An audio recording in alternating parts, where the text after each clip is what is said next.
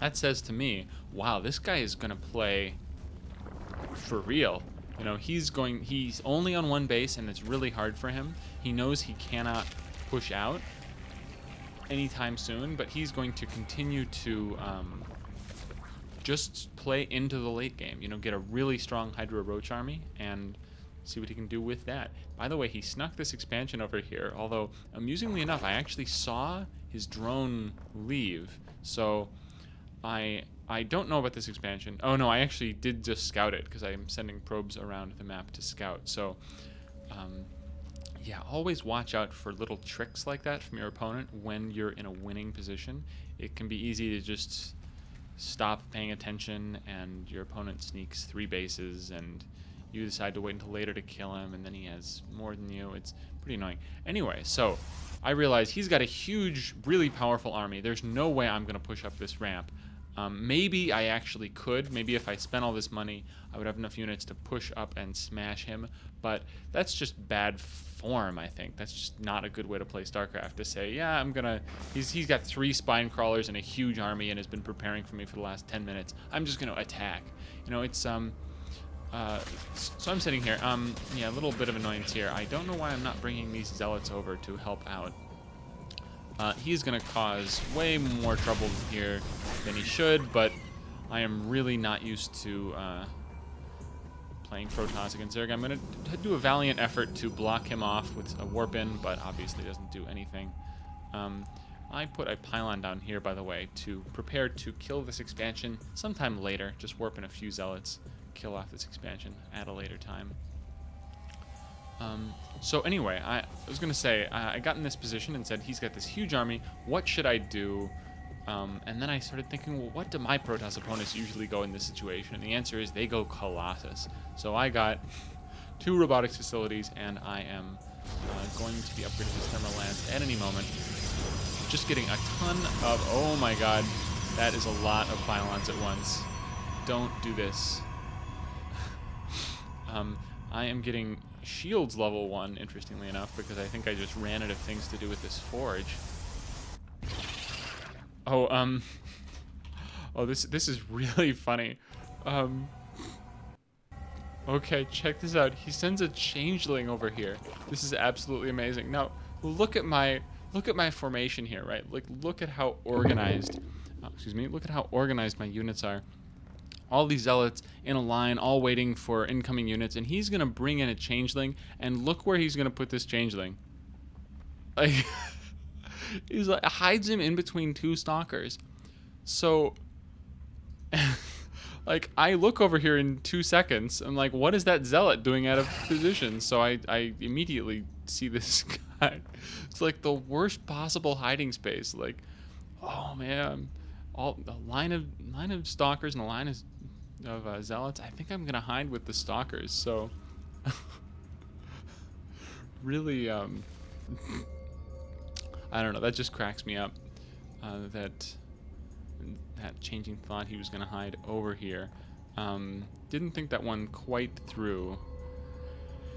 But we'll see. He's going to take another shot at that in a second. Now, warping in a bunch of sentries, because I remembered that Protoss like to have these units.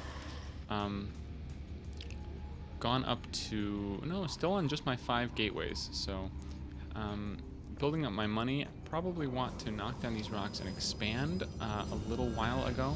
But I'm going to start spending that money on zealots. Now this time, this changeling comes up.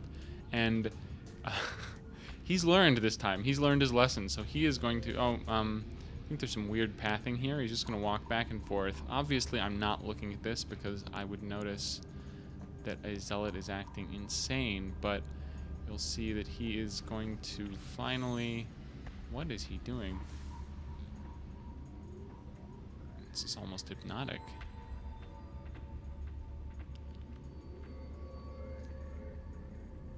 He's going to hide between the cannons? No, he's not going to hide between the cannons. He is going to learn his lesson this time, and he's going to hide at the end of the line. There we go. Now, now a changeling is happily hidden away in my formation, and I don't suspect anything. So, by the way, I actually several times hit a warp gate cycle where I was intending to warp in 5 zealots here.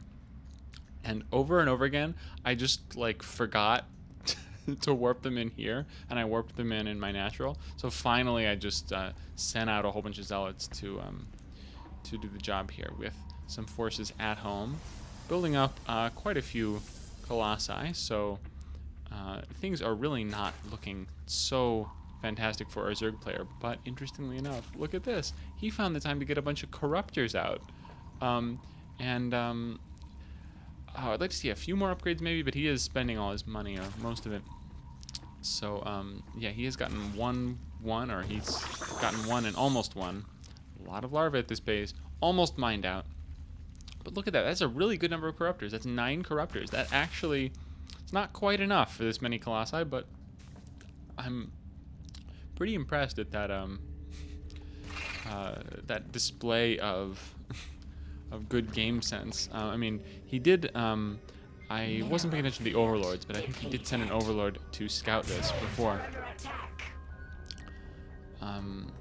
So it's really funny. He's just playing this out like it's a totally normal standard Zerg versus Protoss, in which he doesn't have a gigantic army sitting right outside of his front door. This occurred to me later, but instead of taking my natural, it might have almost made more sense for me to expand here, because it's so safe from Zerglings for me to just put a Nexus down right here. That would have been funny. That would have made this game even better, I think. And now he's going for a Nidus network, and it's a good idea, but there aren't really that many great places for him to Nidus at this point. I mean, he could. He does have this overlord here, but of course I'm going to spot anything around here. So best he could do. Okay, he's going to Nidus over here to take this base. That's an interesting choice. But in the meantime, I'm going to push up and engage in an absolutely terrible angle. Hold on, let me go back here. And this shows you just how bad I am with Protoss. Right, I'm going to attack with this army, right? And look at this. All these sentries and stalkers are in the back. All these zealots are in the front. Now these colossi are going to walk over the cannons. In the meantime, this little hole here in between the pylon and the cannon, my entire army of stalkers and sentries is going to have to walk through single file while my zealots charge up to their death. Getting some good shots here. These colossi are not even firing, so the corruptors are able to maneuver around and get an okay angle on this Colossus. Colossus goes down, second Colossus goes down, but look at what's happening to his Hydro Roach army. I do have 1/1/1 upgrades. More Colossi going down. These Colossi firing at this Hydra Den and this Nidus network for some reason, so atrocious organization there from my army, but fortunately this game was won about 10 minutes ago, so I do manage to push in here, but anyway, I feel kind of bad posting a game where I just kind of steamroll my opponent, but I thought it was fun. I liked this position here, and I liked I liked this style of letting your advantage extend over time. It's just nice to see, what does that look like? Okay, it looks like map control, it looks like earlier expansions, it looks like faster tech. It doesn't necessarily look like charging up the ramp and killing your opponent immediately. So good to be aware of those different ways in which you can have an advantage. And in any case, Zerg players, I would stay away from hatch first in this matchup, because what I did in this game, it's so easy to do, and you can do it reactively. So in other words, you put down a gateway at a normal time, you put down a gas at a normal time, and then you see that hatch, and then you cancel the gas, you get this forge, you chrono boost out zealots, and you put up cannons, and you don't want to see that as Zerg. You don't have Zerglings out in time, you don't have a spine crawler out in time, you have to fight with drones. Drones are garbage against zealots. Really tough to hatch first in this matchup, even on long maps. So you just might consider pool first openings. Just might think about that. But hope this was fun, as much fun for you guys as for me. I do promise to post some games in which I lose. Maybe some games in which I lose horribly. That would be entertaining, I think, as well. And that way it doesn't seem like I'm just showing off or something. But as long as you're having a good time that makes me happy. So this is ModuliStack saying bye now.